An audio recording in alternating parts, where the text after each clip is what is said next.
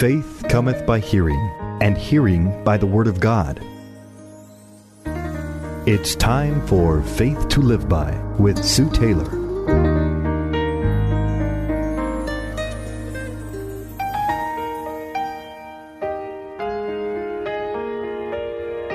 Thank you for joining me today on Faith to Live By. This is Sue Taylor.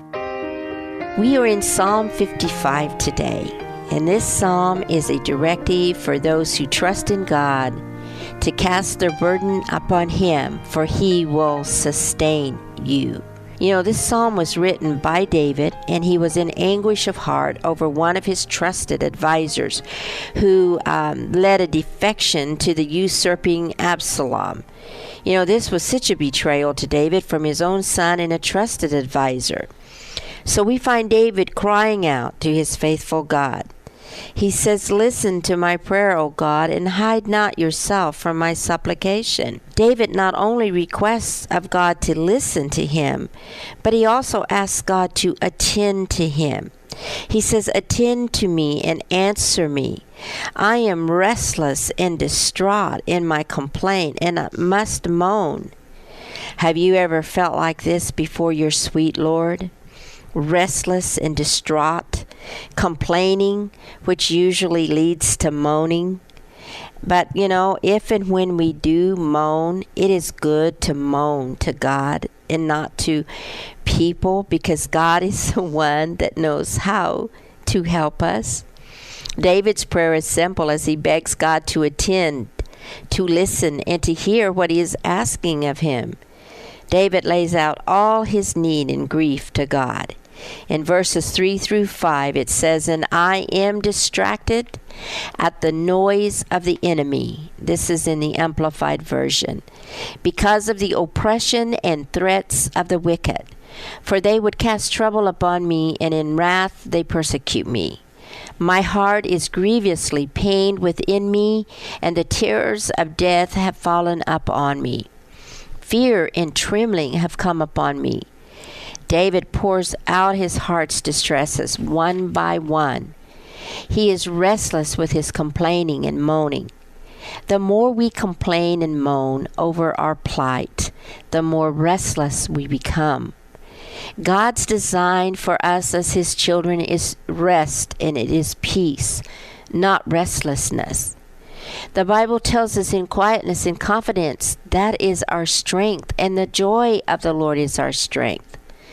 We need to get before our Father, beloved child of God, and quiet our souls with confidence in His unfailing love and faithfulness. One of the worst distresses that David talks about here and that we see in this psalm is distraction. David was distracted by the shouts of the enemy. Oh, what a tactic of the enemy is distraction. Distraction keeps us from focusing on the love of our life, Jesus Christ. I really believe that the distractions of the world, of the lust of life, in pursuit of those things which do not satisfy, has become a great ploy of the enemy to keep us from fighting the good fight of faith.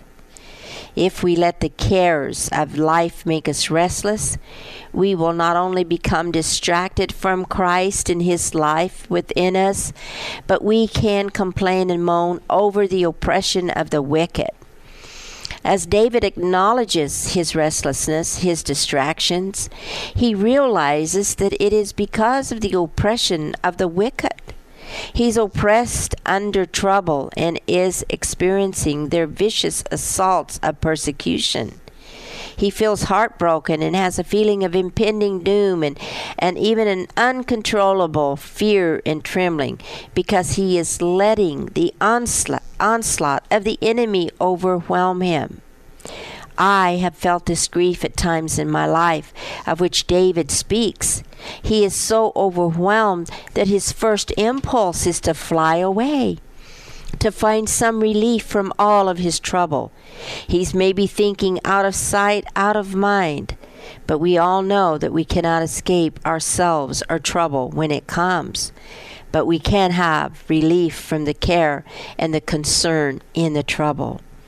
I think about it this very moment in my life personally as I am setting taking turns sitting by the bedside of a dying mother, I have to confess that I feel overwhelmed at times, and I ask the Lord to show me how to pray for her. She seems restless in spirit. She talks in and out of sleep constantly about working and cooking and cleaning and calling out my little brother's name. She is taking care of my handicapped brother since birth, and she still is working when she should be resting. The Lord showed me so clearly to pray that she cease from her worldly care and concern of work here on earth. So sometime during the night, she cried out for her departed mother and said, "I'm tired of the darkness. The Lord is coming to take me home." Oh, what a blessed relief that was for me to hear my mother say that. Beloved child of God, we can all relate to David's restlessness and wanting to fly away. This world is not our home. And David said, as David said, "Oh, that I had wings like a dove, for then would I fly away and be at rest." Yes, I would wander far away. I would lodge in the wilderness. I would hasten to escape and to find shelter from the stormy wind and the tempest. David's imagination takes him away to a quiet, secluded spot in the wilderness, away from the tempest and the trouble and the terror around him by one of his own companions who betrayed him. And yet in all of David's turmoil and pain and emotional anguish, he is assured of God's help. He says, "Evening, morning, and at noon will I utter my complaint and moan and sigh, and he will hear my voice. He has redeemed my life in peace from the battle that was against me, so that none came near me. For they were many who strove with me." David prayed at least 3 times a day. Prayer gives us hope. It gives us assurance. It gives us peace. We don't have to see. We just have to believe. We can sigh and moan to God. Sometimes the sighs and the moans are prayers themselves. David knew he was not strong enough, though even a warrior by nature, to carry the weight of his trouble.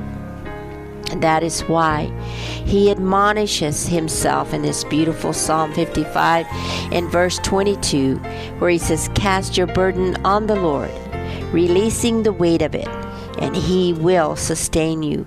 He will never allow the consistently righteous," that's you, beloved, "to be moved. He will never allow you to slip, to fall, or to fail." Whatever you are facing today, be assured that he faces it with you, and he will give you the peace, the courage, and the faith to live by. You've been listening to Faith to Live By with Sue Taylor.